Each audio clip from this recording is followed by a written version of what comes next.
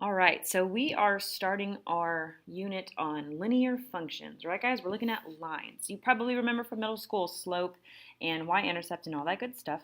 So let's start out with something basic that you definitely want to know. You're going to hear me talking about the linear parent function, okay? This is the most basic of all the lines, the original parent function, and the equation for this is y equals x. You are responsible for knowing that this is the parent equation. You might remember from middle school you're going to have other equations like y equals mx plus b. There are some other ones. Guys, the parent function is the most simple, just the y equals x. All right, that's that parent function. Okay, so let's talk about what this graph looks like.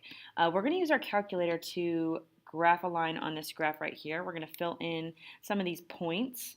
And the way that we're going to do that is putting y equals x in our calculator. So over here, I'm going to go to y equals, and I want to graph y equals x, so I just have to press x, right? Y equals x. What does this look like? Let's click on graph.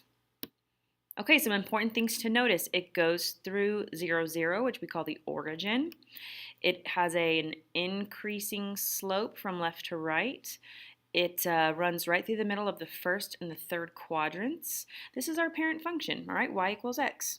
Now, if I want to get some actual y values for these points, I'm going to click on my table. So I got to go second and then graph. All right, I'm interested just in a few points. So when x is -2, y is -2. When x is -1, y is -1, x is 0, y is 0, x is 1, y is 1, x is 2, y is 2. You guys have probably figured out this pattern here that they're the same. Whatever they are, they're the same. And look at the graph that this creates. Okay, -2, -2, -1, -1, 0, 0, 1, 1, 2, 2. Right, we kind of get the idea here that because x and y are the same, that's why this line shows up where it does. Okay, so we're going to focus on really basic stuff today. This, like I said, was the parent function. You are going to be asked questions about this on your test, so just remember it goes through the origin, it's positive slope, y equals x, all that good stuff. All right, let's go ahead and let's take a look at some of the important things that we need to know. Now, remember we just said that the parent function was y equals x, and now I'm telling you the slope-intercept form of a line is y equals mx plus b. All right, slightly different. Now, we may remember from middle school that m represents slope and b represents my y-intercept. All right, that's why this is called slope-intercept form. Now, you don't have a box to write these in here, but we have x and we have y. Let's remember that x is our independent variable, right? X determines what our y value is going to be, right? Because y is our dependent variable. You should always have x and y in your linear equations, okay? And then the m and the b values, those are our slope and our y-intercept. So let's quickly identify, given some random equations, what we'd use for slope and y-intercept. In the first one, we've got y equals 8x minus 1. Okay, well, if the formula looks like this, right, mx minus 1, well, we know that the 8 is in the spot with m, right? You notice that it's the number that's touching x, right, that x is multiplying. So we know that our slope is 8. Okay, and then our y-intercept is right here on the end. I should have written b, sorry. All right, so we know that b is -1, right? Whatever this number is, that's our b value, so -1. All right, next example. We've got y equals x plus 2. Again, let's consider the formula. Y equals mx plus b. Well, in this case, we have a little bit of an issue because I don't have a number with m, right? I don't have a number with x. What am I going to use here? Well, remember that the number that's touching x, that's your slope. So if I don't have a number here, I can pretend like I see a 1. All right, so my slope, if there's x but no number, my slope is 1. All right, and the number on the end, That's not attached to anything. That's our value for the y-intercept. So in this case, that value is 2. All right, here we go. Final example. This is what could happen when it's maybe a little bit strange. Let's consider that we have the formula just regular formula would be mx plus b.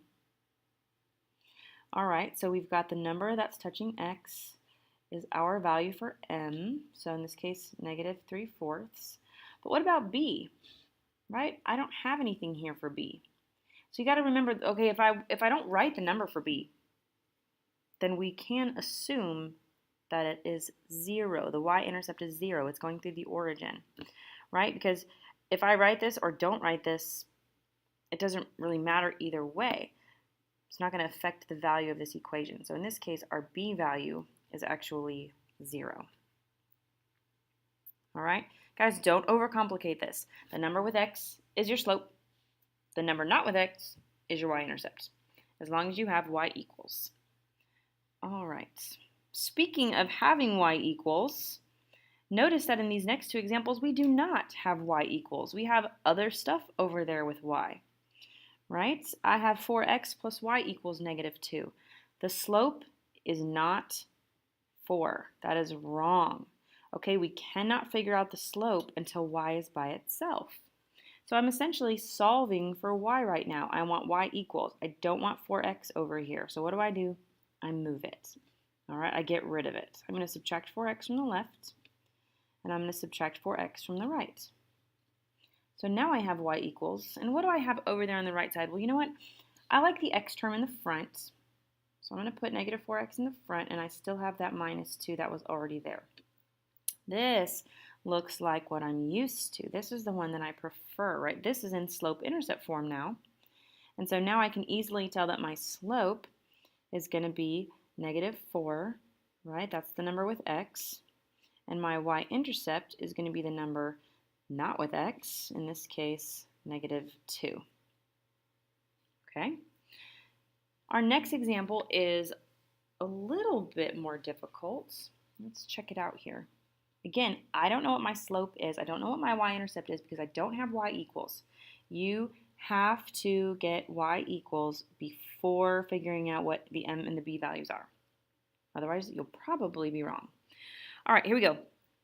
I want y by itself, which means I want this 4 to go away and I want this x to go away. Now, if we remember how we solve, whatever's touching y we save for last. So I have to save this 4 till the end. So I'm going to get rid of this x. I'm going to subtract x on both sides of my equation.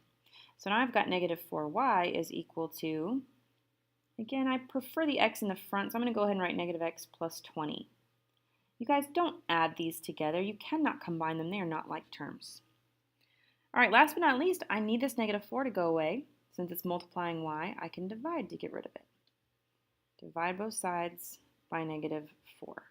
Now, do you see that I divided each term by -4? Some people, when they do these problems, will write it like this. They'll divide the entire right side by -4. It's the same thing. So whichever way you learned it already, you can do. I will personally always just write it twice because I feel like it helps my brain a little bit. So we've got y equals. We should be able to clean this up a little bit. You know what? I'm going to put a 1 right here to help my brain. And I see that I've got -1 divided by -4.